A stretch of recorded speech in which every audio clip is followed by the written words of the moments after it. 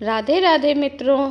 बहुत पुरानी बात है। महाराष्ट्र के एक नगर में विट्ठल नाम का एक व्यापारी रहता था। वह गणपति बप्पा का बहुत बड़ा भक्त था। हर साल गणेश उत्सव पर वह सोने चांदी से सजे थाल भरकर बप्पा को भोग लगाता।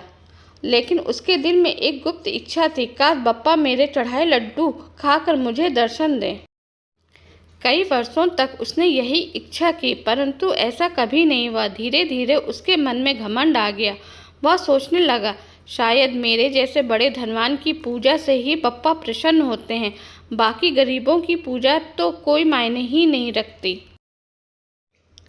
इसी नगर में रामू नाम का एक गरीब लड़का भी रहता था। उसके पास इतना भी साधन नहीं था कि वह मिठाई खरीद सके, लेकिन वह रोज अपने खेत से मिले थोड़े से चने पीसकर गुड़ मिलाकर बस एक छोटा सा लड्डू बनाता और मंदिर में रख देता। उसके मन में केवल यह भावना थी कि बप्पा मेरे दिल की सुनेंगे। अब आया चमत्कार का दिन। गणेश उत्सव की सबसे बड़ी आरती होने वाली थी। व्यापारी विट्ठल ने पूरे 100 थाल लड्डू, पेड़े, मोदक और तरह तरह की मिठाइयाँ चढ़ाई। मंदिर सुगंध और मिठाइयों से भर गया।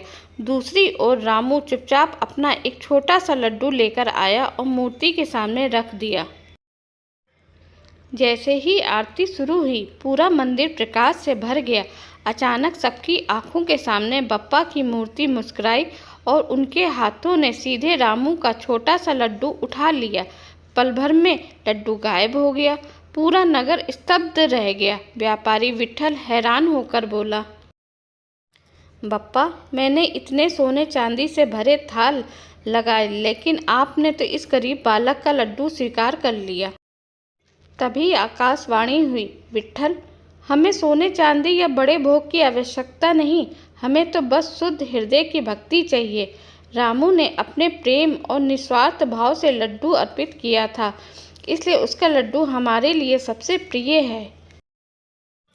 विट्ठल की आंखों में आंसू आ गए। उसका घमंड चूर चूर हो गया। उसने रामू से माफ़ी मांगी और उसी दिन से संकल्प लिया कि अब वह दान और भक्ति में दिखावे की बजाय सच्चाई पर ध्यान देगा। वहाँ पर खड़े सभी लोगों के मन से बस यही एक बात निकली कि भगवान को कभी भव्यता से नहीं, बल्कि सच्चे मन और श्रद्धा से प्रसन्न किया जा सकता है। अगर आपको हमारी ये कहानी अच्छी लगी हो तो प्लीज़ इसे लाइक करें, सब्सक्राइब करें। धन्यवाद।